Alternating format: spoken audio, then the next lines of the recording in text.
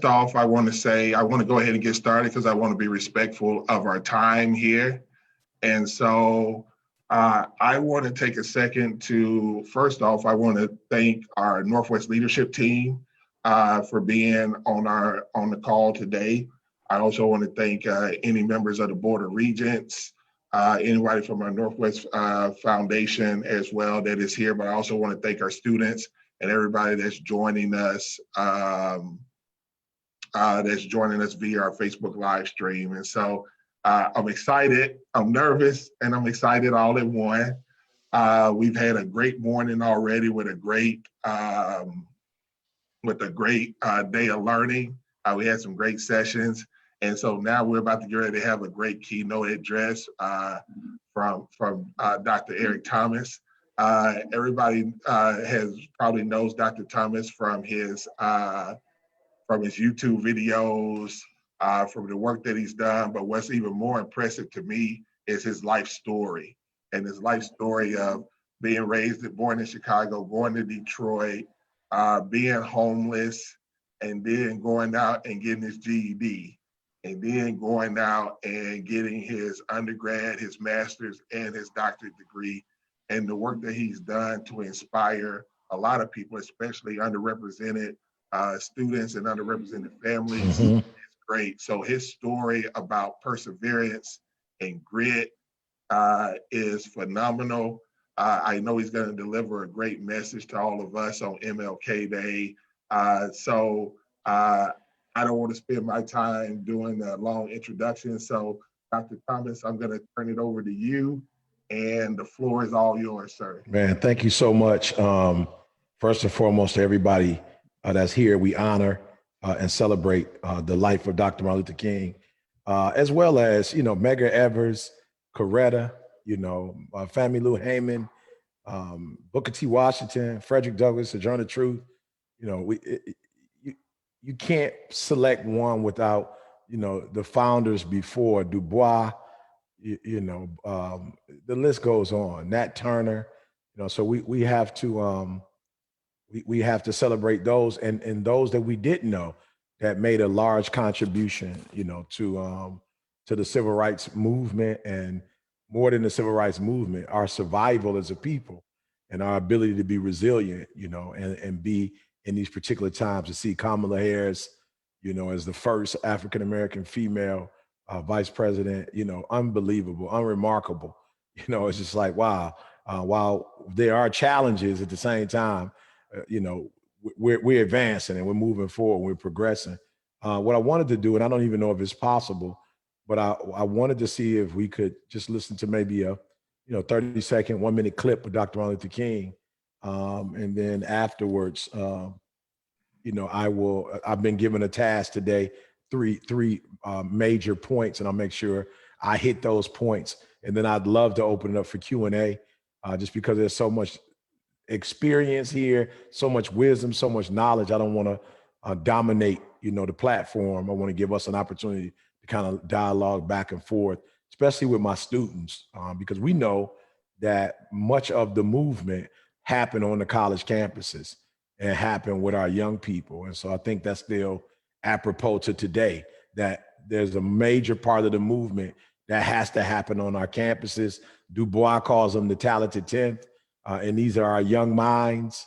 These are our brilliant young people who have strategies, who have ideas, who have passion. And most of all, they got youth. Somebody said to me recently, Dr. Thomas, I didn't see you out there marching. Black Lives Matter. I didn't see you march. I said, boo, you caught me a little late. I'm 50.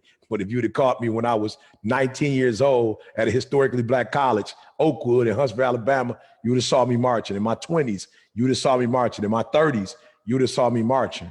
So I have more wisdom than I have youth right now. But our youth have, the intelligence, they have, the creativity, they had the courage.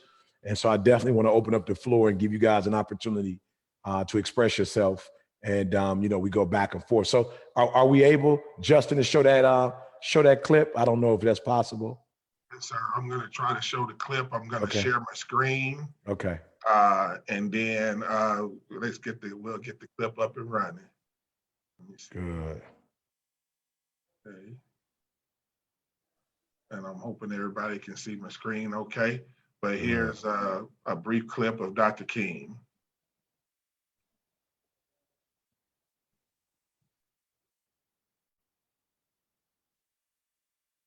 Yeah, I'm sorry. You'd have to.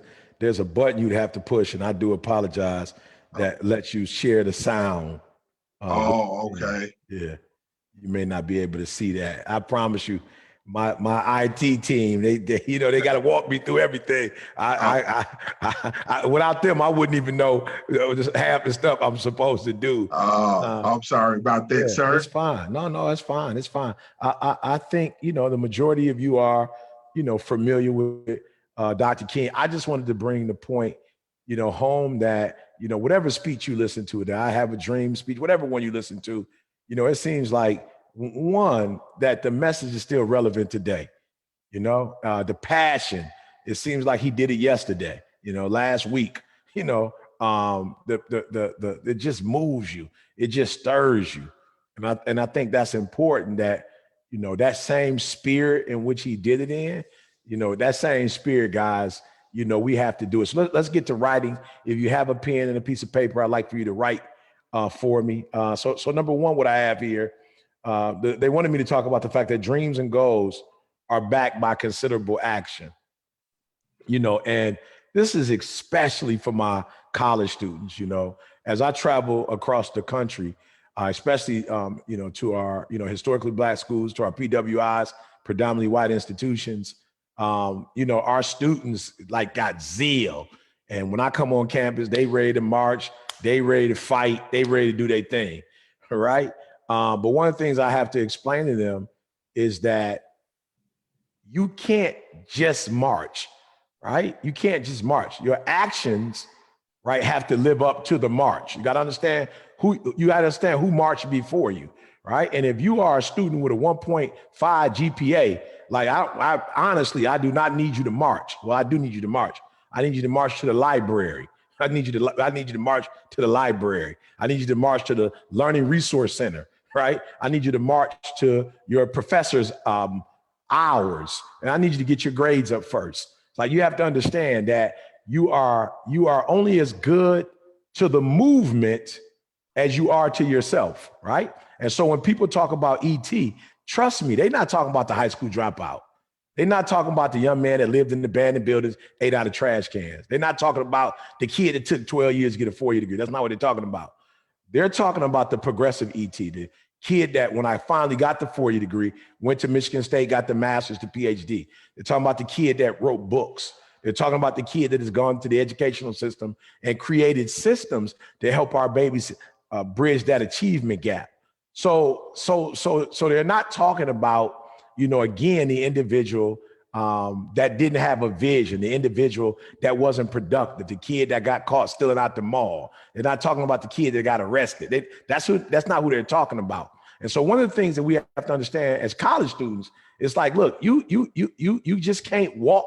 You can't walk or talk the talk and not walk the walk, right? And when you look at Dr. Martin Luther King, he was able to do what he did. When you look at Coretta, when you look at for most of you, I'm sure you know the backstory, that Rosa Parks wasn't the first one to have her experience. There was actually another young lady, but unfortunately at that time, her character, don't mean she's a bad person, but she didn't fit the bill for the movement. She couldn't be the face of the movement, right? There was some lifestyle issues she had, that while the movement could have taken place, it would have been disrupted immediately because of some character issues, right? But when you look at Rosa Parks fit the bill. As a matter of fact, not only did she fit the bill, it was a strategic plan, right? Rosa Parks, that wasn't something that just happened by osmosis. That was planned. Dr. Martin Luther King, they started an organization. There were many reputable African-American women in that community. They began to meet, they began to strategize, they put a plan together, right? And that was Rosa Parks standing up was strategic. And so we have to understand that anybody can be a part of the movement, but we have to understand that in order to be a part of the movement, it's one thing to talk, it's another thing to walk. So action. Now I want you to write this down, right? I had to learn this the hard way. I had to learn this the hard way. Innovation is rewarded, meaning what? Having these great ideas, being a vocal person, innovation is rewarded, but execution is worship. Now, hear what I'm telling you. People put me in a different arena after the PhD. Now, look, I don't wear the PhD. I don't call myself Dr. Thomas. I mean, you can go to any of my platforms. You can look at my books. Like, I don't necessarily use that title. Now, I'm not saying there's anything wrong with it, but that's just not my style. Right. So I'm not really interested in degrees, but listen to me very closely. I understand in America, there is a pecking order, and I understand that the people who succeed are the people who execute. Are you hearing me? Like, they look at people who execute different than they look at people who just talk. They look at people who execute a little different than people who just fired up. You feel me? They look at people different who execute than they do people who just have a cause. And so again, I'm not suggesting that you need a PhD. I'm not suggesting you need a master's degree. I'm not suggesting you need a 4-year degree. But at some area of your life, you have to prove that you're doing more than talking. You have to be able to prove that you are a person that can start something, finish it. You have to prove that you can complete stuff and you can get stuff done, right? So I remember when after the PhD, after doing work for corporate, after doing some gigs in the NFL, the NBA, I remember now starting to galvanize support of people like CP3, galvanizing the support of people like Dan Gilbert, being in rooms with people like Warren Buffett. That didn't happen to me when I was running the streets of Detroit. That didn't happen to me when I was a high school dropout. But as I began to execute, right, I began to gain influence that I didn't have before. And so I'm telling you, with each degree, with each book you write, with each completion, whatever it is you're doing, whatever is important to you in your life, when you complete that, people look at you different. And again, your influence, one, grows.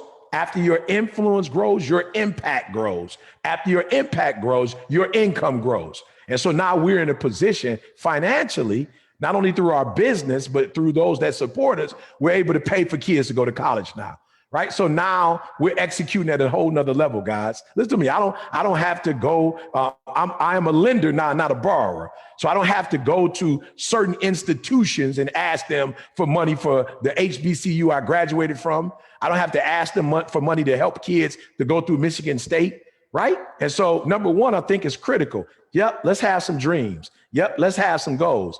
But at the end of the day, your dreams and your goals are only as strong as your execution, right? Now, I'm not suggesting that, I'm not trying to belittle your dreams, but I'm saying dreams and goals are easier to come up with. Execution is a little bit more challenging.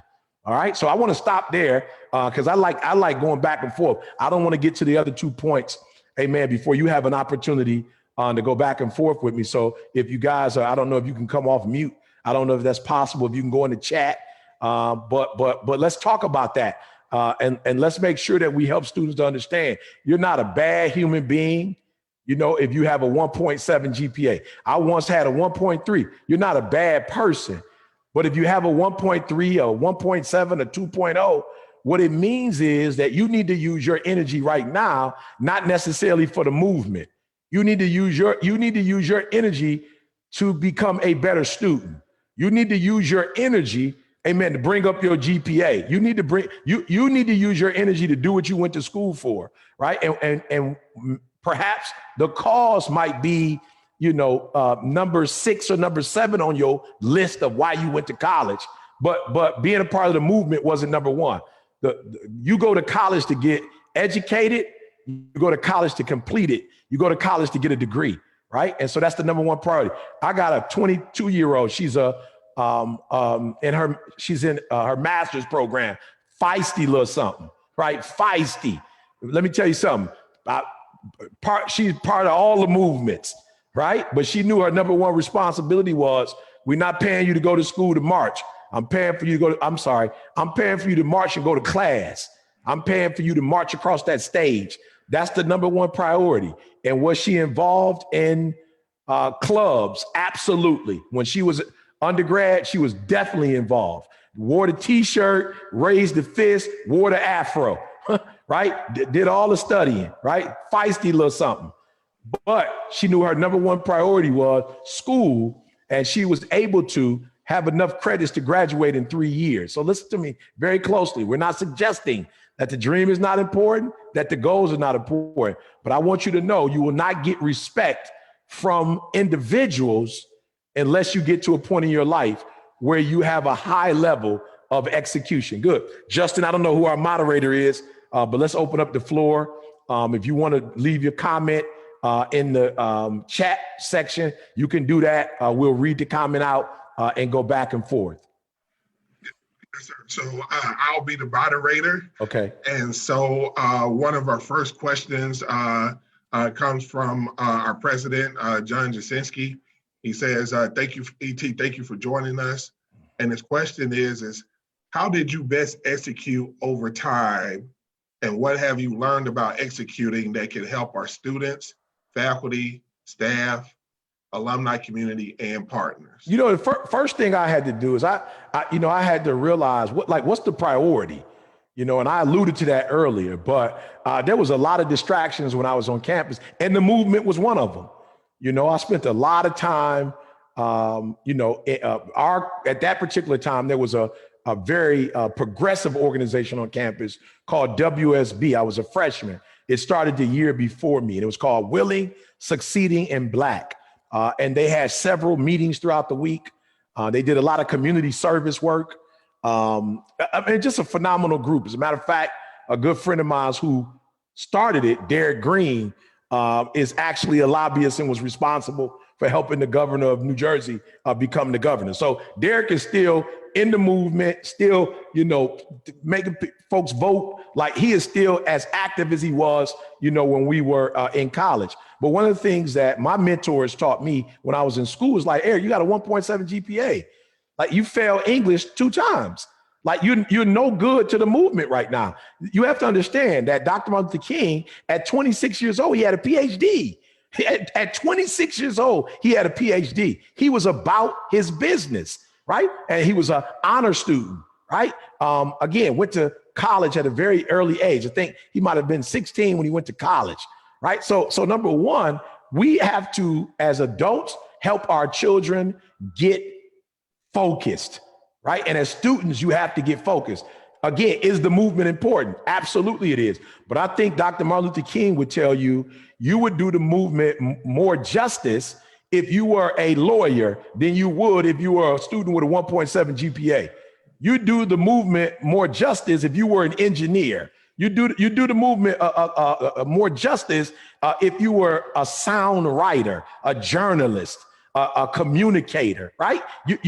I do way more for the movement now than I did for the movement when I was 21 years old and got kicked out of college on academic probation. So I think number one, we have to get our priorities in alignment. And we have to understand that we are only as good to the movement as we are to ourselves. Number two, we have to teach our children small wins are wins. I don't know if you watch football, but in the playoffs, sometimes you got to kick a field goal. Sometimes you kick a field goal. As a matter of fact, sometimes you don't get a touchdown or kick a field goal. Sometimes you punt the ball to get position. And so our young people have to understand that each class you pass, that's a win. Each test that you pass, each paper, each assignment, that's a win, right? And so number one is focus. Number two, we got to get these small wins, going to class, being attentive in class, right?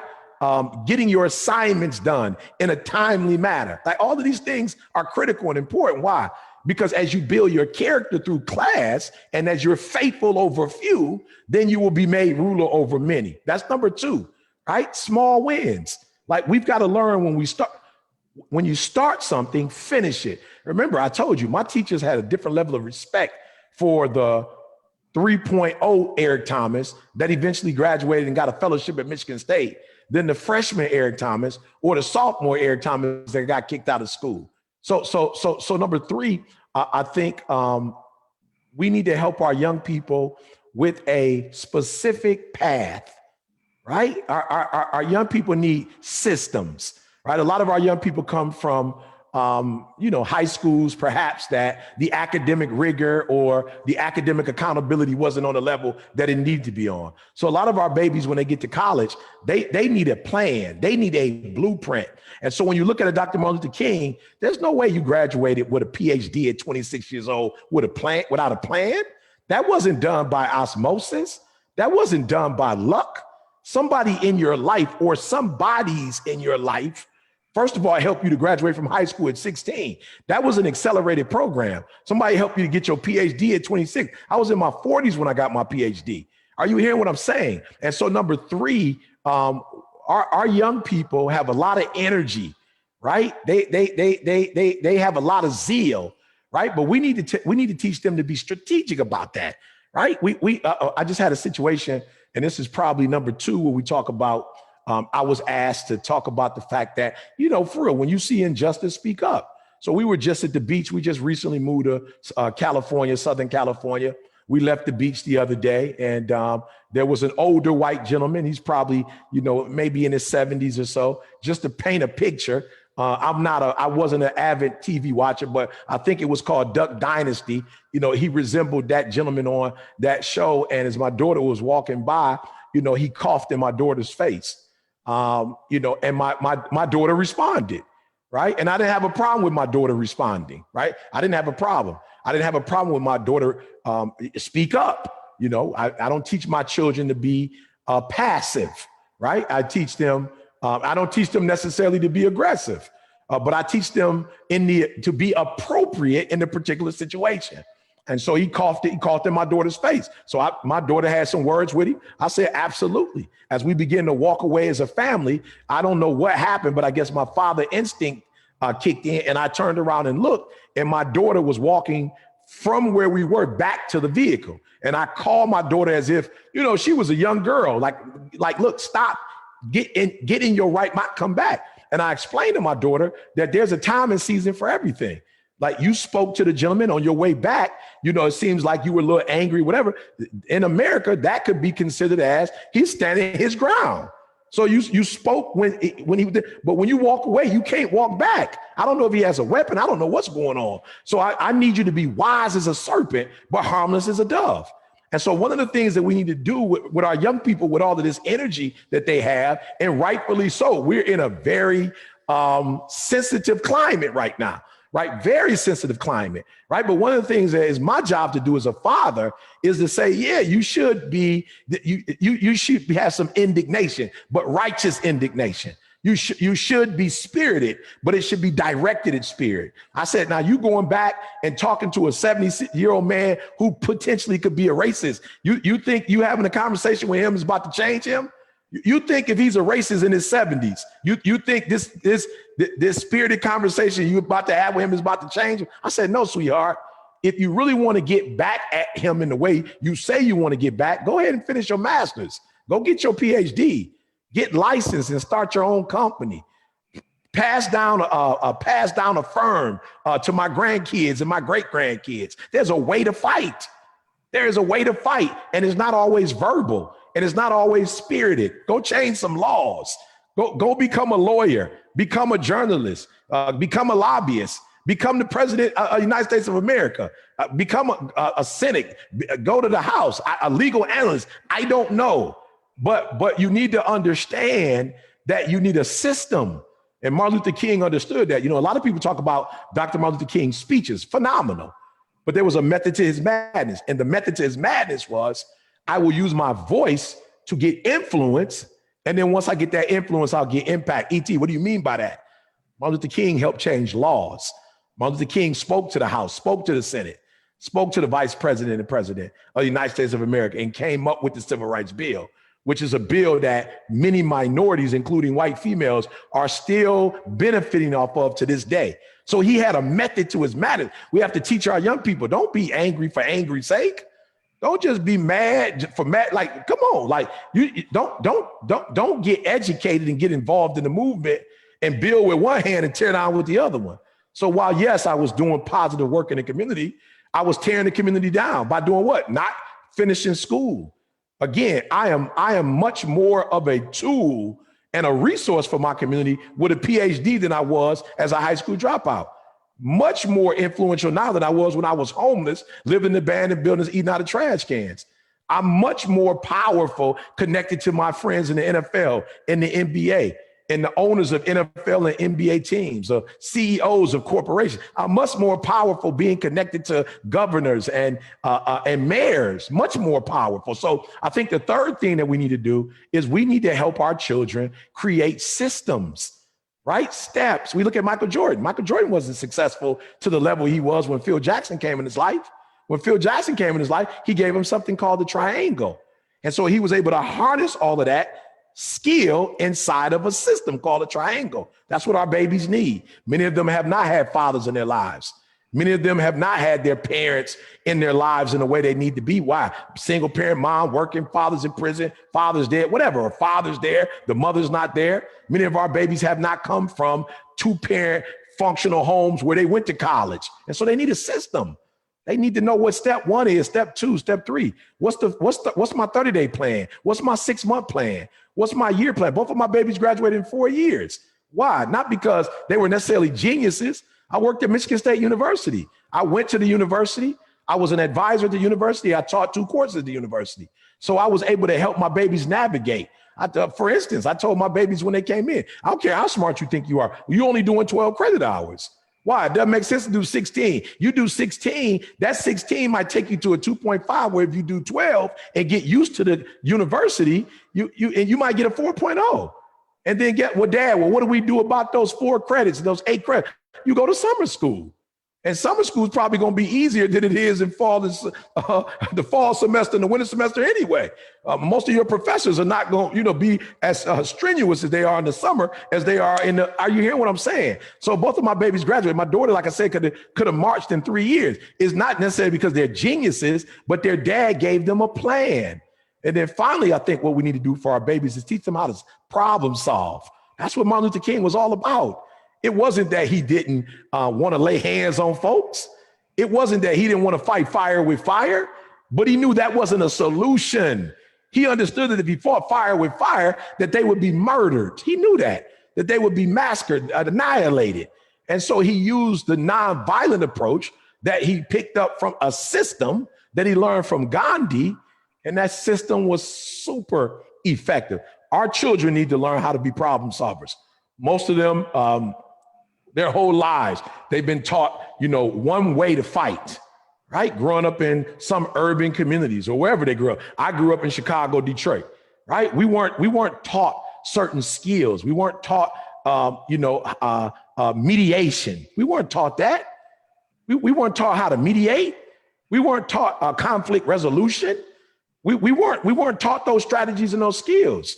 We were taught that get them before they get you. Eye for an eye, tooth for a tooth. We were taught how to survive, not to thrive. And so our babies need to be taught how to be problem solvers. So number 2, I agree 100%. Number 2, they wanted me to talk to you about, look, you see injustice, speak up, say something. Absolutely, it's critical. But speak up with tools, speak up with strategy, right? Speak up with a plan. Right? Don't be kamikaze. I've said this oftentimes. If you watch these movies, these shoot up movies where, guys they got guns out, everybody's shooting each other, like they'll tear up the whole building and they probably don't even get a person. Or if they do catch the person, kill the person, it's about $3 million worth of damage to the structure. They blew up buildings. You see it, Die Hard, they blew up everything. But you watch Bourne Identity, right? You watch Bourne, Jason Bourne, a sniper. He's sitting up on the roof for 2 or 3 days. He's not saying nothing. Take you out, walk out. Nobody even knows that who killed who. Is no collateral damage, nothing. Why? Because he's a sniper. And snipers don't shoot all over the place. They have a target and they'll sit as long as they need to sit. They'll be as patient as they need to be. And they'll wait for that right moment. And in that right moment, it only takes, boom, one pull of the trigger, shoo, that person is gone. No collateral. That's what we need to teach our babies. We need to teach our babies how to be problem solvers, how to have the right strategy for the right situation, how to have the right tools for the right problem or the right challenge. And Martin Luther King had it. He knew what marching would do. He understood that the whole world was watching. He made sure that the reporters were there, the cameras were there. He knew what he was doing. He was a strategist. He said it. Look, we will not get there together, but I've been to the mountaintop. What was he saying? I know legislation is changing. I know there are bills right now that are going to become law. I know that the civil rights law is going to pass. I know that young people are going to get opportunities that we didn't have. I know we won't get to the promised land necessarily together, but you're going to get to the promised land. And he was absolutely right. Eric Thomas is the #1 motivational speaker in the world. He was right. NFL, NBA, doing commercials. No, I didn't graduate I'm a high school dropout. In the 1950s, you couldn't have been Eric Thomas and drop out of school and in some kind of way find yourself to a PhD. That wouldn't have happened in the 30s. Only the best and the brightest got certain opportunities. And they didn't even get the best opportunities. A person like me, I wouldn't have had an opportunity in the 20s and the 30s. Martin Luther King was right. He's a much better orator than I am, but I'm making thousands and thousands of dollars speaking. Why? Because of his sacrifice. So number 2, we must teach our children, yes, speak up, speak out, stand up against injustice, but we must teach them the strategies on how to do it. So they're not wasting their time. They're not wasting their effort, but they're actually getting wins. Good. That was number 2. There might be more questions. I apologize, more questions. Another question, what's the one thing you wish that you knew when you were a student, and what would be your advice for someone searching for a job? One thing I wish I would have known as a student is how to be a student. Yeah, I didn't know how to be a student. I went to college because my girlfriend in church graduated from high school on time. She went to college and said, if you don't go with me, I'm breaking up with you. So I said, oh no, I'm going to college. So I went, got my GED, went to college. I don't think I knew how to study until I was 25. Like I wasn't a student. Like I didn't understand, how to analyze. I wasn't a critical thinker. I didn't know how to plan. I had no strategy as it relates to school. I didn't know how to collect data or investigate. Like I wasn't a student. I didn't understand how to not only obtain information, I didn't know how to retain information. I didn't know how to apply the information that all these books I was reading for school, I didn't know. And so I think at about 24, 25, my son was born. I was in my 5th year of marriage and I was like, yo, your father's a high school dropout. My grandfather dropped out of high school. My uncles dropped out. My grandma had 14 kids. I think 3 graduated from high school. I was like, man, this got to stop. So I've got to position my son. I got to position my daughter, to do better and be better. So I became a student. I literally found the process of Bloom's taxonomy. I learned the process of studying, right? The second thing I wish I would have known, or what I wish would have happened for me, is that the educational system teaches you about you. I never knew about me. I studied math, science, social studies, psychology, chemistry, but I never studied Eric Thomas. And after a while, I started to take advantage at the what do they call it? The Career Resource Center. I took advantage of tests like Myers-Briggs, the DISC assessment, right? I started studying these assessments and I started learning more about some of my tendencies, some of my habits. And I teach those things to young adults now. So that's the second thing I wish. Let me tell you something. It's easy to get a job. Getting a job is the easiest thing in the world. What's difficult is wanting to be employed so somebody can give you a check. Now that's hard. Okay. So if you're trying to get you're trying to get a check, that's very difficult. You're trying to get a job, that's easy. You say, what do you mean by it? What's the difference? Well, there's a big difference. For most of you who know how this particular career started, I was an educator at first. During the first recession, of course, Michigan took the greatest hit because Ford, GM, and Chrysler went under. I just started putting videos up every week. I started listening to the comments, what people were struggling with, and I started feeding them the stuff that they said they were struggling with. Before you know it, I had a video that hit, millions. LeBron talked about it during his first championship. What am I telling you? I'm telling you, if you fulfill a need, you'll always have a job. If you fulfill a need, you'll always have a job. The problem is most of you are not trying to get a job, meaning that you're not trying to help a company get to the next level. You're trying to get a check. That's what you want. You want somebody to pay you. You're not looking for a job. A job is easy to find. There are gaps everywhere. Every company has a gap. I just had a gentleman to come to my home. I'll give you guys an example. We just, built a new home here in California. Some kind of way, I don't know. The washer was just spewing out hot water. Like you put it on cold cycle, it's still spewing out hot water. I called the plumber. First one came out. He said, "Hey, took care of it. We cut the washing machine on the next day, hot water." Called the second one.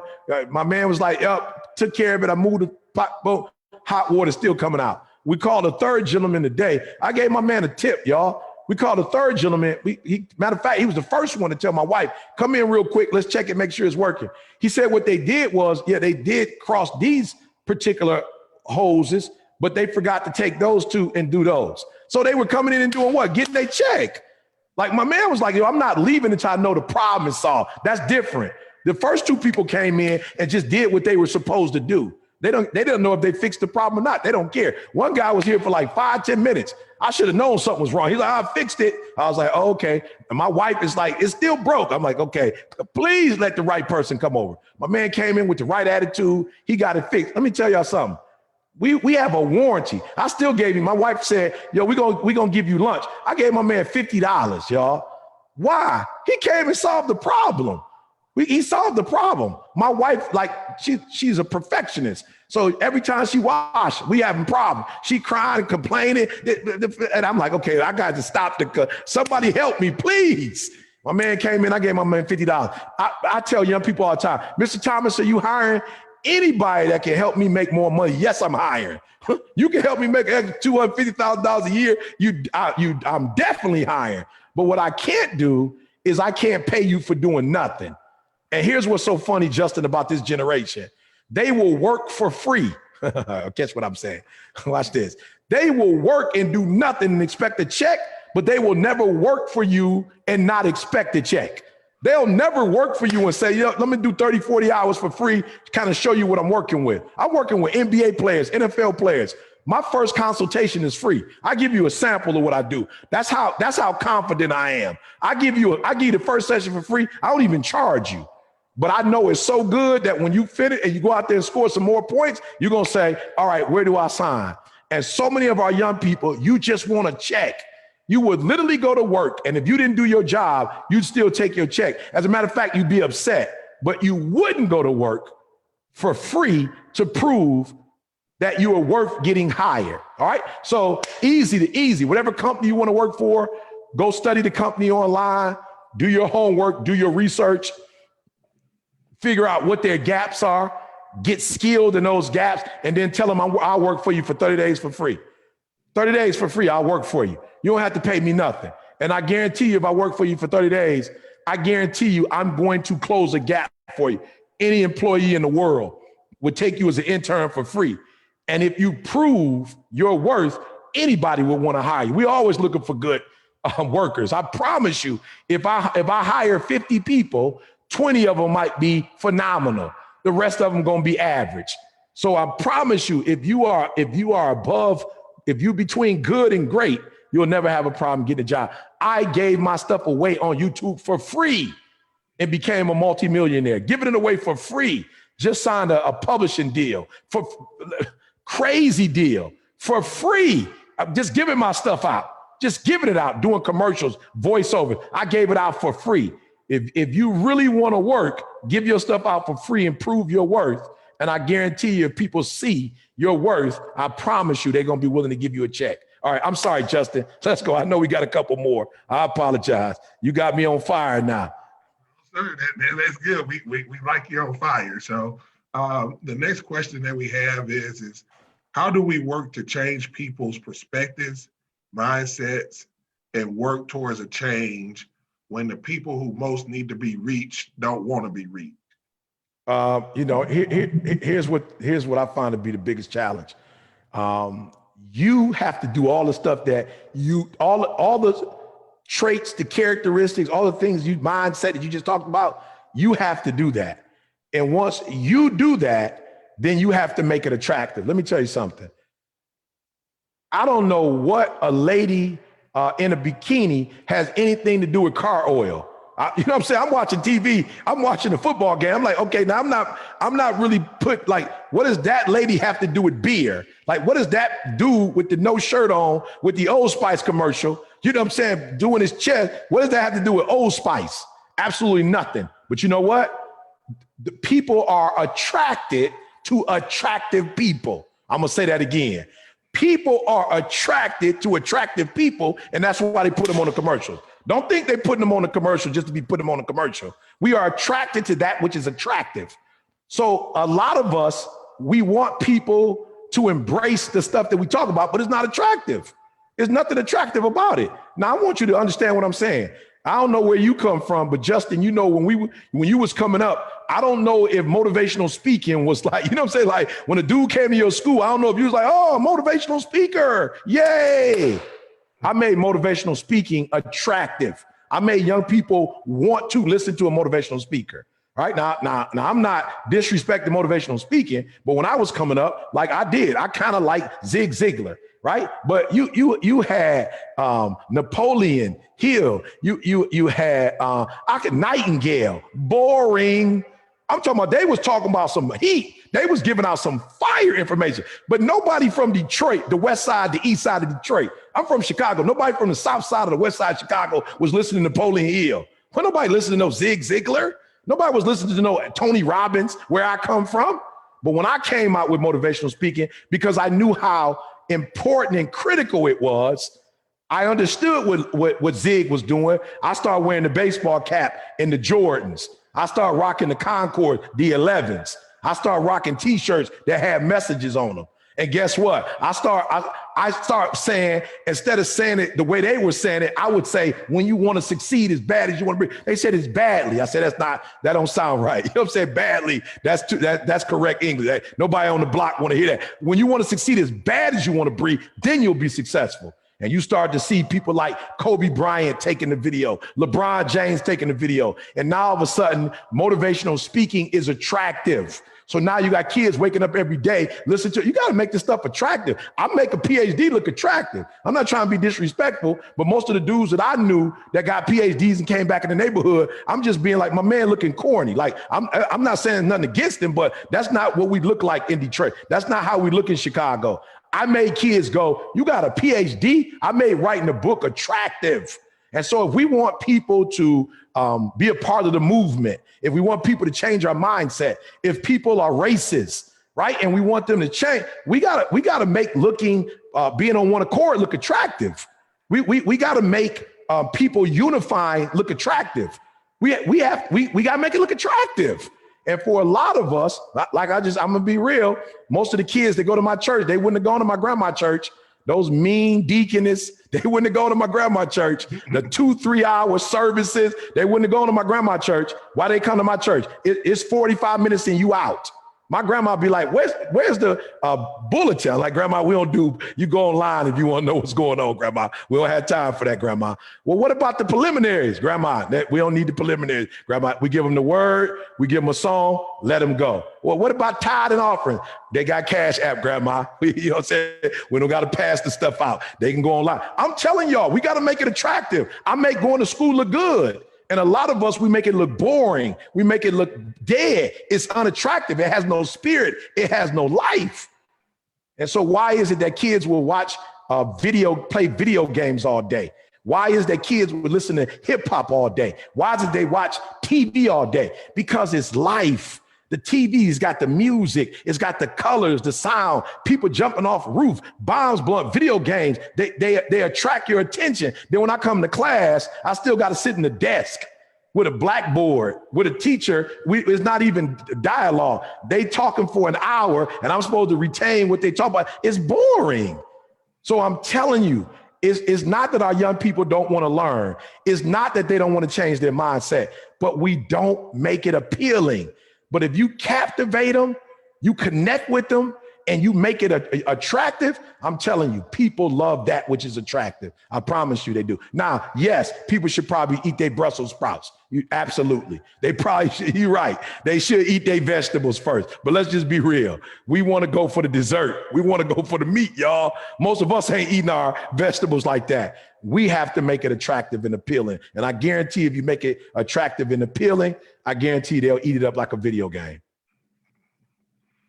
So the next question, Dr. Thomas, is, so I'm gonna read part of it because I think this is the most critical piece of it. So being on a campus that has a lot of students from rural communities, and small mindsets, how as a student is the best way to combat the small mindset?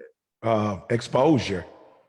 You know, I had a small mindset until I stepped in that room with Warren Buffett. You know, I didn't believe in real estate. I didn't believe real estate was for me. Warren Buffett came in the room when when Detroit had plummeted.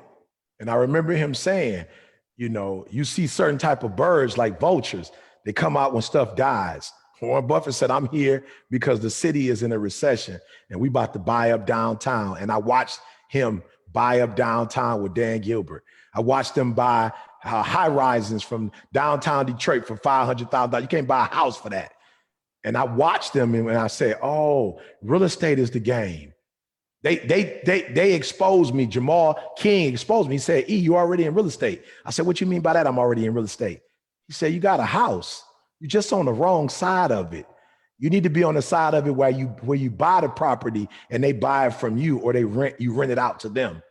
And so all of us who are small-minded, we're not small-minded because we want to be small-minded. We're small-minded maybe because we were born in a small town. We were raised by good people, but who weren't exposed to much. So our job is not to judge, our job is to expose.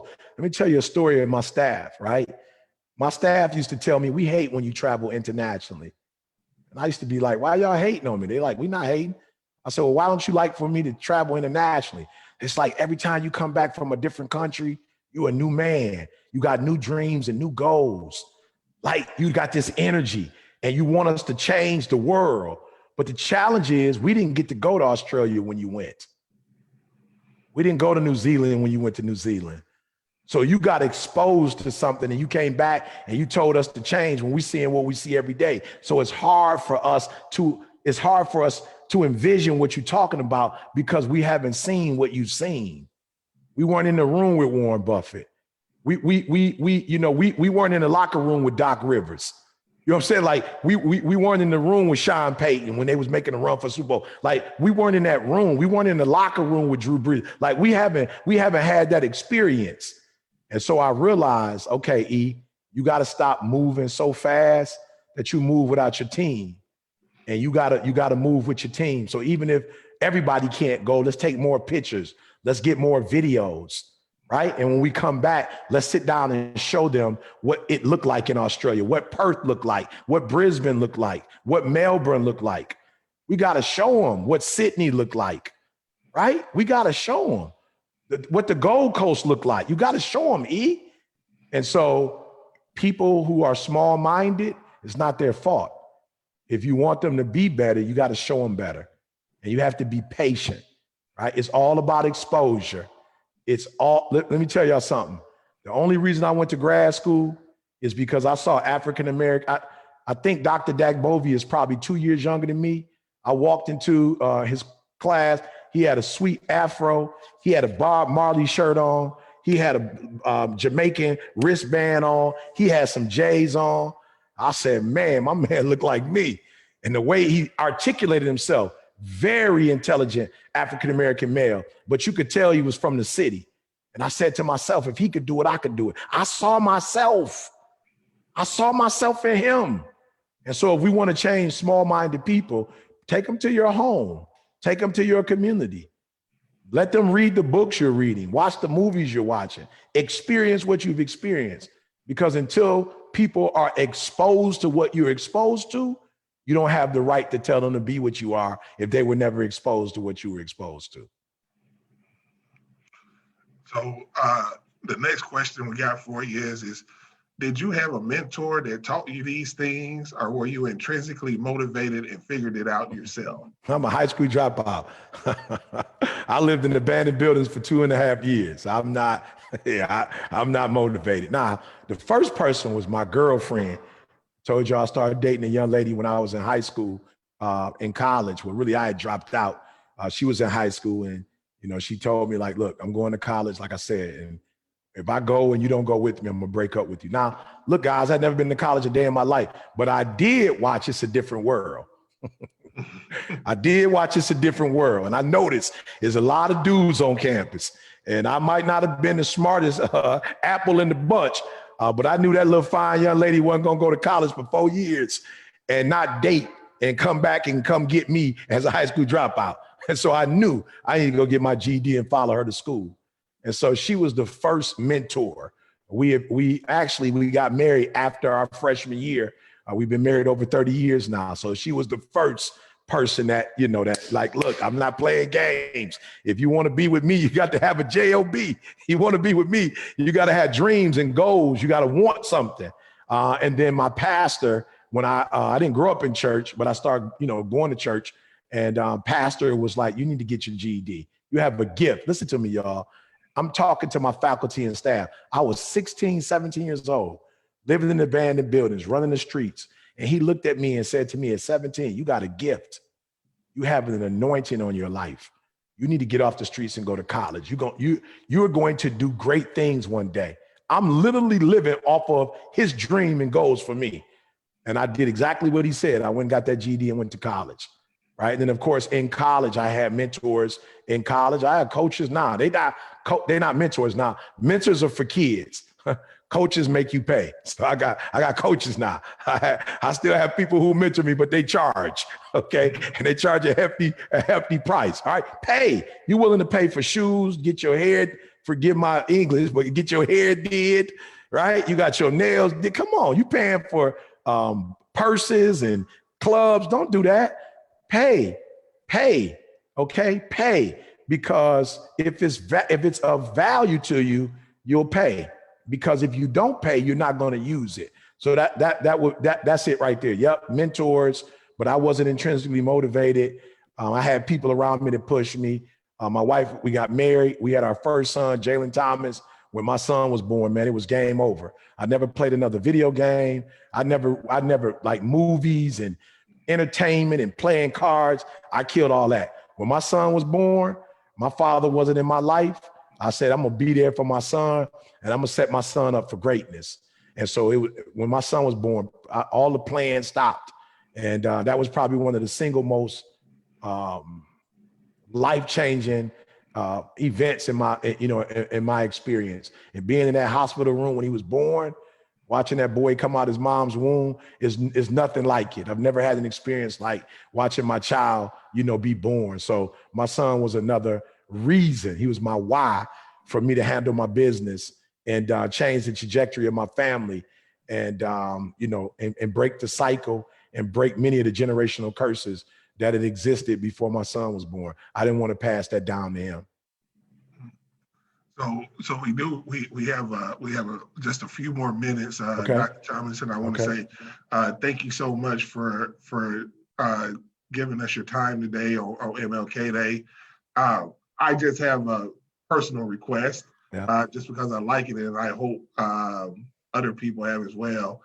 Would you be willing to share the story that you've always told about the guru and where that came from and sharing that whole story and mindset? Well, actually, I don't know if you guys are familiar with Dennis Kimbrough, but Dennis Kimbrough actually wrote the Black version of Napoleon Hill's Think and Grow Rich, right? So Dr. Kimbrough spent maybe 10 years interviewing successful African Americans, and it's same framework as Napoleon Hill's great classic. And I believe it was either in his book or his devotional, Daily Motivation for African American Success, that I read the story about the guru.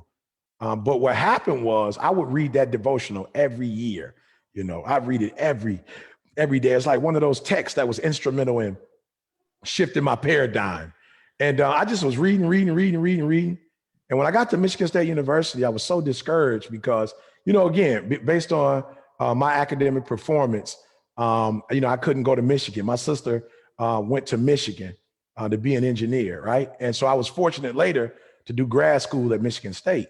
So a lot of these kids who came to Michigan State, they came because of what we call the TRIO program, which of course is also Martin Luther King was responsible for. It's a division, of course, the Civil Rights Act, right? Equal opportunity. So these kids were at Michigan State, and come on, man, you go to Michigan State, you can go anywhere from there, the alumni, you got people, man, all throughout the earth that went to Michigan State.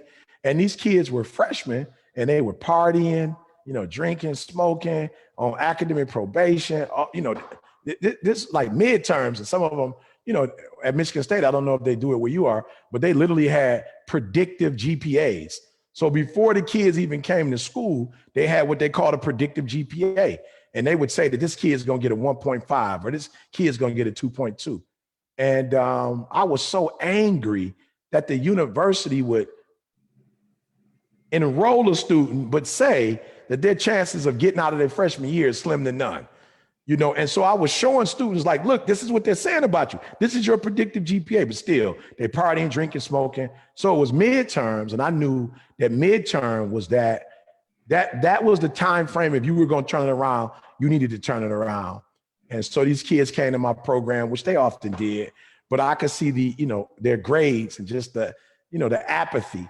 And so I went in and I told the story of the guru. Right. And of course, for those of you who are not familiar with it, based on the works of Dennis Kimbrough, he talks about, a young man like myself who had gotten to a point in his life where he was tired of losing. He was tired of coming from a generation of losers, generational curses. And, he had made up in his mind, like, yo, it's showtime. Like, I really want to go to the next level. Like, I'm tired of losing. I'm tired of bad luck. I really, really, really want to get to this next level. And so everybody in the village said, if that's the truth and you really want to get to the next level, that's easy. Go see the guru. And the young man was like, the guru? He was like, yeah, the guru. So they set up a meeting with him to see the guru. And the guru was like, of course, if he wants to meet with me, he has to meet me at the beach at 4 a.m. And the young man's like, 4 a.m.? Like, come on, 4 a.m.? Like, that's not reasonable. Let's meet at 8 o'clock in the morning, 9 o'clock in the morning. And the guru was like, no, you got to want it. No, you can't. No, 9 o'clock in the morning. No, you got to make a sacrifice. You got to get up early. And so the young man was like, that's crazy. Don't make sense. But who am I? Like, I'm not successful. So I'll do what he tells me to do. So he kind of got his clothes on that night, dress clothes, went to sleep in his clothes because he wanted to wake up and get straight to the beach. Why? Whatever it takes. I'll do whatever it takes. You feel me? I'll climb the highest mountain. Right? I'll go to the lowest valley. It doesn't matter. I'm just tired of losing. I'm sick and tired of being sick and tired. Enough is enough. 4 o'clock it is. And so he wakes up the next day eager. That night he couldn't really sleep. He gets up, he walks to the beach, he meets the guru, right? He's thinking the guru's got, gonna say something profound, something deep. The guru's like just pointing like the water. He like, okay, the water, like, I'm here to be successful. Like, they told me you was the man. Like, so I'm not really sure why you point to the water, but I'm ready. Pull out the book, the scrolls. You know what I'm saying? Like, sit me down, give me all the information I need. I'm ready. And the guru was like, the water. And little man was like, the water? Like, I can't even swim. And the guru was just kind of like, yo, I'm not interested. If you really want to go to the next level, it's nothing to talk about. I know the strategy. I had a plan. Let's go in the water. So a young man is thinking to himself like, yo, this old man crazy. I can't not swim. Can you hear the words that are coming out of my mouth? I do not swim. He was like, if you, either you want to be successful or you don't. And so little man walks out in the water, freezing cold. He got the suit on, and my man's looking at him like, you might want to take the suit off. Like, we going deep in. So he takes off his shoes, takes off his socks, takes off his pants, takes off the jacket, the shirt, the tie, right? He's just in his underwear now. He's walking in the water, freezing cold, 4 a.m. from the Pacific Ocean, freezing, goes now to his knees. The old man's just walking straight out, short old man. He don't know how old man ain't drowned yet. Old man just like floating in the water. Little man follows him out now, it's at his waist. Little man thinking to himself, yo, this dude crazy. Like, I don't even know why I did this. I don't even know why I'm out here. Like, this don't even make sense, right? And there'll be times when we are moving from one level of life to the next, And it just not gonna make sense. It didn't make sense for me to get my GED and go to college. It didn't make sense for me to go and get a master's degree. Nobody in my family ever got a PhD. Like, it didn't make sense. But when you get out there, you just gotta trust. You just gotta have that faith. You just gotta believe. And so he's like, all right, goes out a little further. Now it's to his chest. Then it gets to his shoulders and his throat. And he's thinking, okay, this is crazy now. Like, it ain't nowhere else for me to go. I can't swim. Like, it just doesn't make, like, I'm out. And he begins to turn around and walk back toward the shore. And as he was turning around, the old man grabbed him by his neck, put his leg around his leg, and threw his face in the water. And now little man, like, okay, this man crazy. All right, I don't really know what he's trying to prove, but it's all good. Stay calm, 10 seconds. He was like, all right, 20 seconds. 30 seconds. Now he like, yo, he done lost his mind. And so he's trying to like pull away. And as he's trying to pull away, old man applies more pressure. 40 seconds. Now he's in the water for 50 seconds. And I'm telling you, he feels like his life is past. He just like, this is it. It's over. I lost my life. 60 seconds. And the guru pulls his face out and he, oh man, what's wrong with you? You tried to kill me. He said, I ain't try to kill you. He said, yes, you did. You knew I couldn't swim. You tried to drown me. He said, I ain't try to drown you. I taught you to the secret to success. He was like, what you mean? You didn't teach me nothing. You didn't say nothing. You didn't show me no scrolls. You didn't do nothing. He said, I did. I just showed you the secret to success. He said, come on. Talk to me.